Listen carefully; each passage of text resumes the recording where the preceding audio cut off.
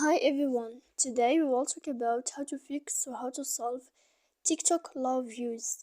To know how to fix or how to solve TikTok low views, you should just go to settings like this. You will click.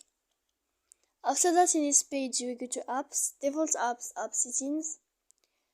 When you will see this list, you will go down to find the application of TikTok and you will enter.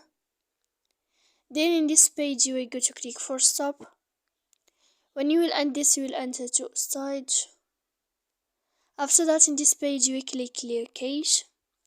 Then you will go to click clear data. And when you will end all this, you can turn off your phone. So please don't forget to support us by like and subscribe. See you next time in another video. And thank you for watching.